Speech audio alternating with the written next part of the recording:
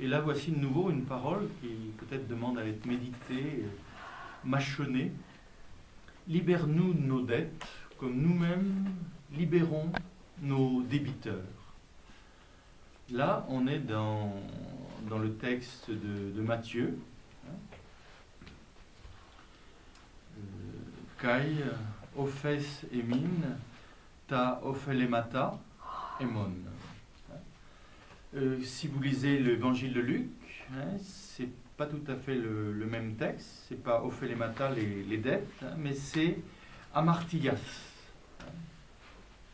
Kai, ophes emin, tas amartias emon. Donc là, on traduira pardonne-nous nos offenses ou nos péchés, amartias, comme nous pardonnons à ceux qui nous ont offensés. Donc je crois qu'il faut tenir les deux textes. Je crois que comme on l'a souvent dit, on ne sait pas exactement ce que Jésus a dit. On sait ce que certains ont entendu. Et l'oreille de Luc, la tradition lucanienne, et l'oreille de Matthieu, c'est deux oreilles différentes. Et chacun entend ce qu'il peut entendre, ce qu'il peut peut-être comprendre. Et qu'il ne faut pas opposer l'un à l'autre. Par exemple, l'exemple qu'on a déjà évoqué ici, est-ce que Jésus a dit « Soyez parfaits comme votre Père Céleste est parfait » l'évangile de Matthieu. Ou est-ce qu'il a dit « Soyez miséricordieux comme votre Père Céleste est miséricordieux » dans l'évangile de Luc. Qu'est-ce qu'il a dit? Donc certains diront, il a dit, ça c'est Matthieu, c'est beaucoup plus sûr, ou d'autres diront non, Luc, c'est beaucoup plus beau. Et certains diront non, il a dit ni l'un ni l'autre. Moi je dirais qu'il a dit les deux. C'est-à-dire que c'est important, parce que si Jésus avait dit seulement soyez parfaits comme votre Père Céleste est parfait, au nom de la perfection, là on revient à ce qu'on disait hier, au nom de la rigueur, de la vérité, ça peut conduire à l'inquisition, à l'imperfection sans la miséricorde. C'est extrêmement dangereux. Les gens parfaits, les parfaits comme on dit, qui au nom de la perfection de la race, la perfection d'une pratique et tout ça, la perfection sans la miséricorde, c'est terrifiant. Mais la miséricorde sans la perfection, de nouveau, c'est n'importe quoi. C'est laisser faire quelquefois n'importe quoi. C'est pour ça que c'est important qu'il y ait ces deux paroles. L'Esprit Saint, je crois que s'il nous a permis que dans la mémoire, je dirais, des disciples et des apôtres par la suite, de transmettre cette parole, c'est qu'il y a les deux. Soyez miséricordieux comme votre Père Céleste est miséricordieux, que la perfection, c'est la miséricorde. La perfection, c'est l'amour. Et que l'amour, qu'est-ce que c'est? C'est cette justice, c'est cette perfection, c'est cette rigueur.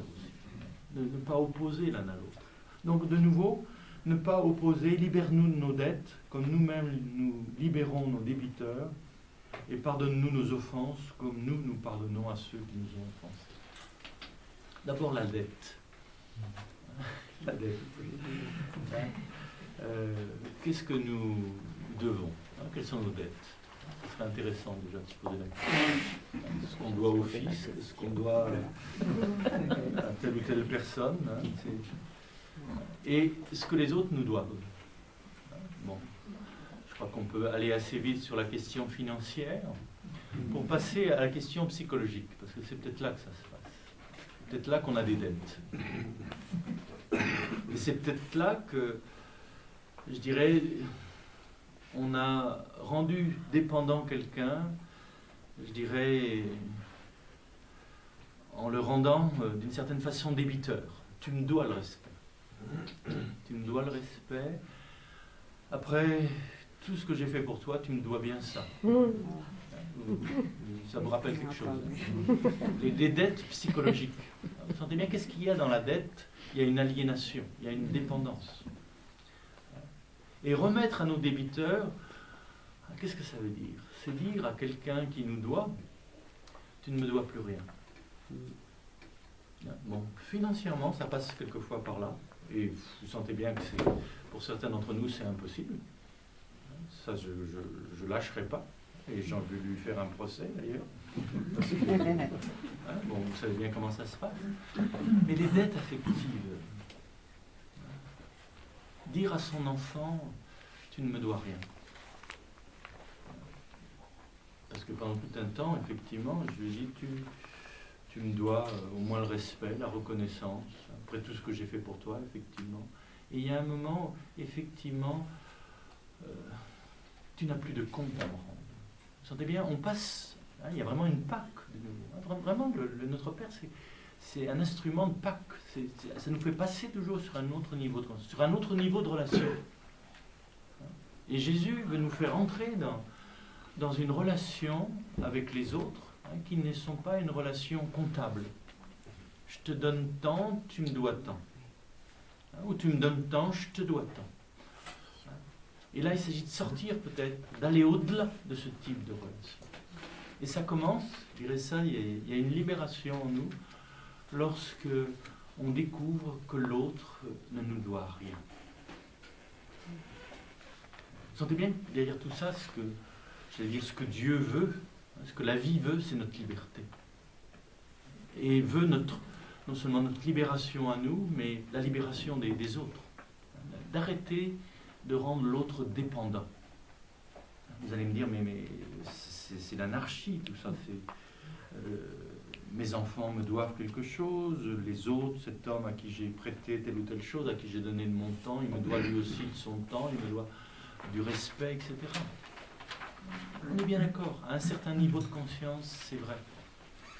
Mais si on saute, si on fait le saut, si on passe, il y a un autre type de relation, où là, l'autre ne nous doit plus rien. Tu es libre, tu ne me dois rien. Et je suis libre à ton égard. Alors remets-nous nos dettes, comme nous-mêmes remettons à nos débiteurs. Alors là, ça... Parce qu'à Dieu, on lui doit tout. On lui doit non seulement le respect, on lui doit la louange, on lui doit l'adoration. On a une dette infinie à l'égard de Dieu. Et rappelez-vous, certains théologiens, d'ailleurs, ont beaucoup développé ce thème de la dette d'Adam, la dette de l'homme à l'égard de Dieu. Et Adam n'a pas payé sa dette, et c'est Jésus qui va payer la dette. Je ne sais pas si vous connaissez cette théologie qui n'a jamais lu Notre Père. Jésus ne vient pas payer la dette d'Adam. Puisqu'il dit, remets-nous nos dettes comme nous-mêmes remettons à nos débiteurs. Jésus ne vient pas payer la dette. Jésus, on dirait qu'il ne doit rien à Dieu. Et que sa relation n'est pas de cet ordre-là, n'est pas d'une relation donnant, comptable. Jésus, ce qu'il donne à Dieu, c'est pas le règlement d'une dette. Il donne à Dieu son amour, sa confiance, son attention. Et je crois qu'il y a un moment dans notre vie, eh bien, effectivement, on ne doit plus rien à Dieu. On découvre cette liberté inouïe. On peut ne pas croire en Dieu. On peut vivre comme si Dieu n'existait pas. Ce n'est pas de l'ordre du tu dois, mais c'est de l'ordre du tu peux. Vous vous souvenez, on avait déjà évoqué ça à propos de la Torah. Il n'est pas écrit tu dois, il faut, mais tu peux.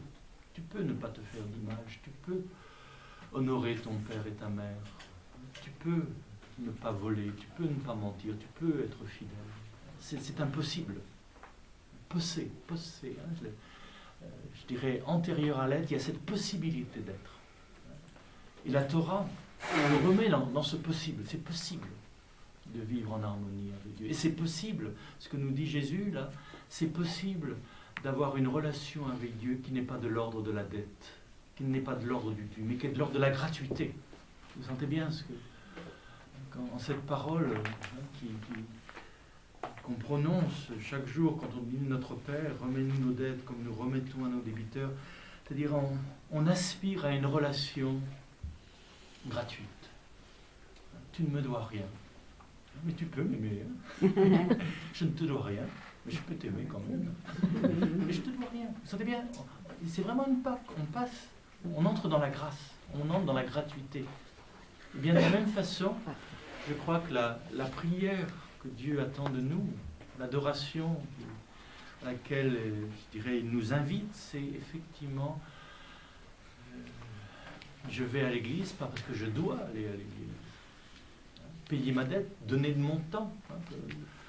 Mais je vais à l'église parce que je peux y aller et que ça me fait plaisir. Ça me fait plaisir d'être assis là en présence de l'être. Je ne dois pas méditer, je ne dois pas méditer, je ne dois pas prier, je ne dois pas faire le bien, mais je peux.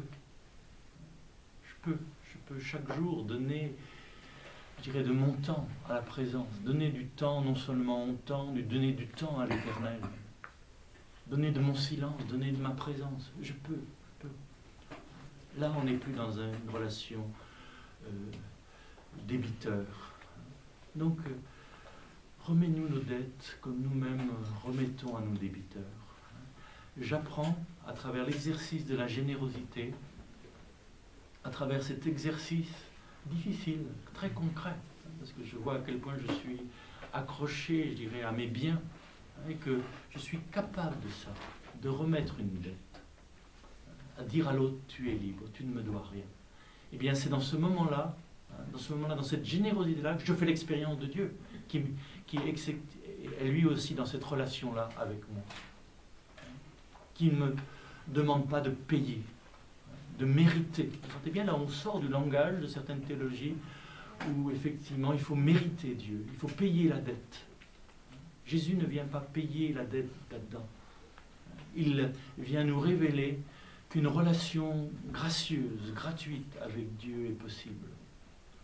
Et que nous ne sommes pas simplement, je dirais, dans une relation de dépendance à l'égard de Dieu. Bien sûr qu'on l'est, au niveau ontologique et tout ça, mais nous pouvons être aussi dans une relation de grâce. Et ça, c'est l'aventure du fils prodigue, c'est ce qu'il va apprendre. Le père, là on est bien, le père dit à l'enfant, quitte, tu peux partir, tu peux vivre sans moi, tu peux dépenser ton bien sans moi. Et il y a un moment, le fils revient. Vous vous souvenez, sur le fumier, là il se souvient, et métanoïété, là il se retourne sur lui-même, et il revient vers son père, il revient vers la source, parce que c'est à la source qu'est l'eau vive. Et l'eau, si elle est coupée de la source, elle ne tarde pas à croupir. Notre vie, si elle est coupée de la source de la vie, ne tarde pas à se faner. Et c'est dans cette relation avec la source que nous demeurons vivants. Donc il y a un moment, il revient. Et là, il comprend qu'effectivement, ce qu'attendait le Père, c'est une relation, je dirais, d'amour avec lui. Il était dans l'attente de cette relation. Et que le Fils qui est resté à la maison, qui est toujours proche de la source, eh bien, il vit dans l'ignorance de la source. On peut être avec Dieu, vivre avec Dieu, mais sans, je dirais, le remercier pour ses dons, sans vivre au cœur de ce désir de sa présence. Il est là, sans qu'il y ait de relation vivante avec lui. Remets-nous nos dettes comme nous remettons à nos débiteurs. Là, que je sois initié à une relation qui ne compte pas, qui ne mesure pas, qui ne pèse pas, qui ne se mérite pas, que j'entre dans la grâce d'être avec toi et que je découvre que tu es avec moi et que je ne te dois rien et que toi tu ne me dois rien. Nous ne nous devons rien. Et ce que nous nous devons l'un à l'autre n'est pas de l'ordre du devoir, mais de l'ordre de la grâce, de la gratuité, de l'ordre de l'amour. Est-ce que la traduction de Luc est plus compréhensible? Remets-nous nos offenses comme nous remettons à ceux qui nous ont offensés. Pardonne-nous comme nous-mêmes nous pardonnons. L'Aïen aussi, c'est un passage, je dirais, d'un point de vue thérapeutique extrêmement important. Parce qu'il faut se poser la question, qu'est-ce qu'on ne pardonne pas à quelqu'un? Il y a de l'impardonnable. C'est un thème là aussi qui demanderait bien du temps, parce qu'il y a des choses, il y a de l'impardonnable. Souvenez-vous, ce n'est pas le moi qui pardonne, c'est le soi qui pardonne. C'est pas moi qui pardonne. Encore une fois, je ne peux pas. C'est pour ça qu'il ne faut peut-être pas se presser de pardonner. Ce que nous, on peut demander, c'est réclamer justice devant certaines choses injustes. Mais faire l'expérience de ce pardon, hein, c'est qu'on est capable de pardonner à quelqu'un, ou de se pardonner à soi-même. Vous vous rappelez de ce que disait Dostoïevski, la seule faute que Dieu ne peut pas nous pardonner, c'est celle qu'on ne se pardonne pas à soi-même. Pardonne-nous comme nous pardonnons. Il faut faire l'expérience du pardon, pour que la vie nous pardonne, pour que le vivant nous pardonne, pour que l'énergie de la vie puisse circuler en nous. Donc là, vous le pressentez, le non-pardon, la rancune, la rancœur, c'est ce qui empêche la vie de vivre en nous. C'est ce qui empêche le mouvement de la vie de se donner, ce qui empêche le Père de donner de son être, c'est ce qui empêche Jésus de vivre. C'est pour ça que de pardonner, c'est vraiment un exercice de guérison.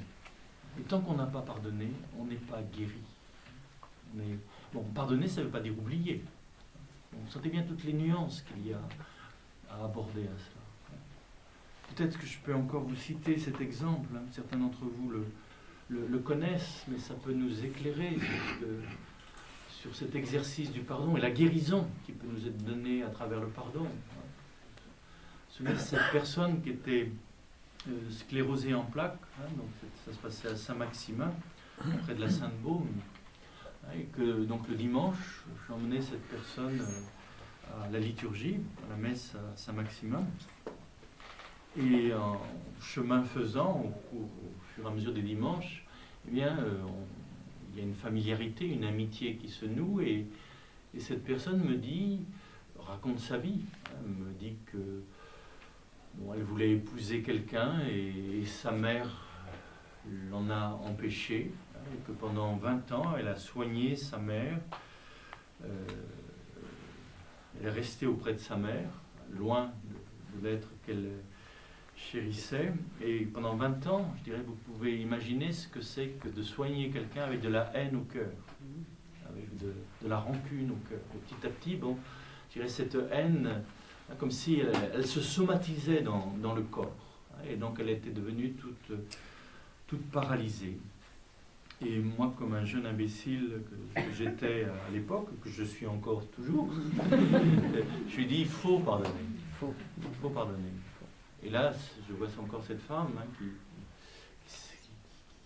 serre les poings et qui dit, non, ça, je ne pardonnerai jamais. Elle m'a empoisonné la vie, elle m'a empêché d'aimer, et comment voulez-vous que je pardonne à cette femme? Ma haine, c'est ce qui me fait vivre. On peut vivre, survivre. La haine, c'est de l'énergie. Et là, je me rends compte qu'effectivement, j'ai dit une bêtise. Et ce, il faut. Il n'y a qu'à pardonner. Les chrétiens parlent facilement de ça. Et là, je lui fais mes excuses. Je dis effectivement, je parle de façon inconsidérée. Ne pardonnez pas. Et votre mère, effectivement, elle vous a empoisonné la vie. Je comprends que vous puissiez la haïr. Mais puisqu'on va ensemble à la communion, est-ce que vous pouvez imaginer que le Christ pardonne à votre mère? Est-ce que vous pouvez seulement imaginer ça? Vous, non. Mais lui, peut-être. Lui, peut-être. Bon, croyez-moi si vous voulez, mais je n'ai pas vu souvent de miracles dans ma vie, mais effectivement, il y a eu un moment de combat, hein, l'agonie, vous savez, cette espèce de tension, hein, que l'on peut sentir, c'est physique, c'est presque palpable, une espèce de lutte. Puis il y a un moment, donc cette femme, on a vu des larmes, j'ai vu des larmes qui commençaient à couler, elle qui n'avait pas pleuré depuis je ne sais pas combien d'années, il y a quelque chose de liquide. Et tout d'un coup, elle se lève, elle qui n'avait pas marché depuis longtemps, elle quitte sa petite charrette et bon. Pas besoin de commentaires. Hein. C'est le miracle du pardon. Mais ce miracle du pardon, hein, ça nous rappelle cette parole de l'Évangile, qui peut pardonner si ce n'est Dieu seul? Il faut savoir, dans certaines situations, c'est pas moi qui pardonne, je ne peux pas. Et là, il s'agit de faire appel à celui qui en nous est plus grand que nous et qui est capable de pardonner. Mais il faut ouvrir sa porte. Hein, ce que cette femme a vécu, je dirais, elle a ouvert sa haine, elle a ouvert sa rancune, elle a ouvert sa blessure à la puissance du pardon. Pardonne-nous comme nous-mêmes nous pardonnons. Donc là, une grande pratique, un grand exercice, en sachant que, effectivement, avant le pardon, il y a la colère, il y a la justice. Mais je dirais c'est le pardon qui doit avoir le dernier mot. Vous savez, c'est ce qu'on symbolise dans le signe de la croix, dans la tradition orthodoxe. On commence par la droite pour finir du côté du cœur. Et quelquefois, on dit trop vite, il faut pardonner, On pardonne, et je dirais après, ça va bien, il y a quelque chose en nous qui ne pardonne pas. Et vous savez aussi, ce qui pardonne en dernier, c'est notre corps. Avec la tête, on peut pardonner. Et comme le dit Platon, celui qui comprend tout, pardonne tout. Il faut être très intelligent pour pardonner. Le pardon est un acte d'intelligence. Comprendre quelqu'un. Comprendre pourquoi il a fait ceci ou cela. Pardonner, c'est ne pas enfermer quelqu'un dans les conséquences de ses actes. Ne pas l'identifier à ce qu'il a fait. C'est ne pas l'identifier à son karma. Tu m'as volé, tu m'as trahi, mais tu n'es pas qu'un voleur, tu n'es pas qu'un menteur, tu n'es pas qu'un traître. Mais je reconnais le mal que tu m'as fait, et je sais le dire, mais tu n'es pas que ça. Pardonner, c'est ne pas enfermer l'autre dans les conséquences négatives de ses actes. C'est ne pas s'enfermer soi-même dans les conséquences négatives de nos actes. Et ce pardon, eh bien, effectivement, si on est capable de le laisser passer à travers nous, à ce moment-là, Dieu nous pardonne. La vie circule en nous. Comme dans le cas de cette guérison par le pardon, par un acte de pardon, c'est bien, la vie circule. Mais tant qu'on ne pardonne pas, je dirais, on est bloqué, la vie est bloquée. Arrêt sur image, arrêt sur symptômes, arrêt sur rancune. Donc,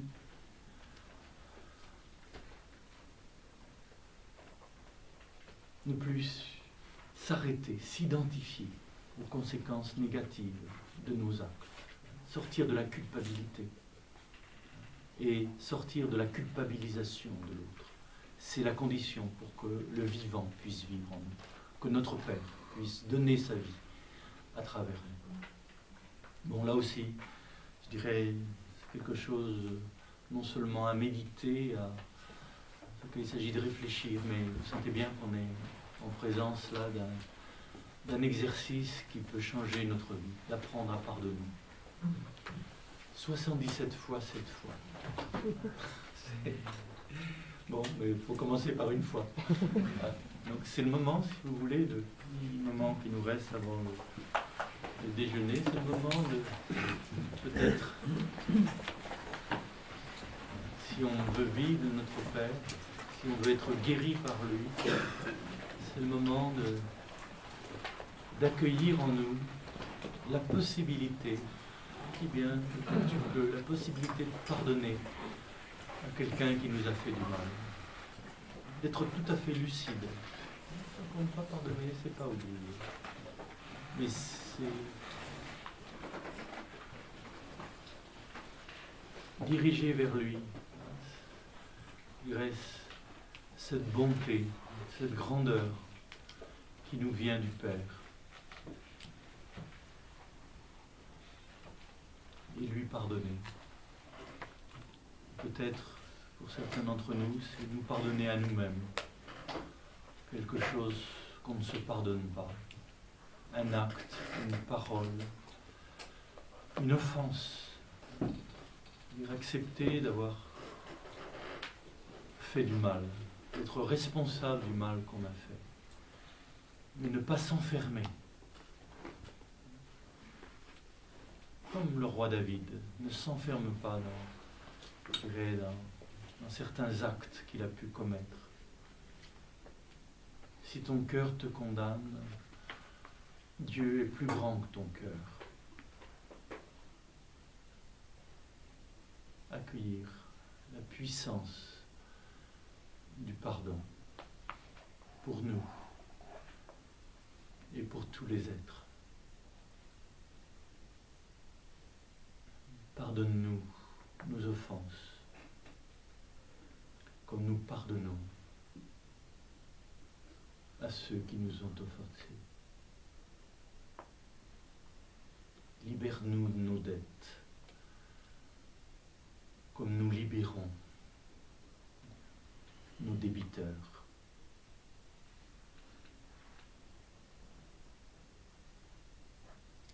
Que la volonté,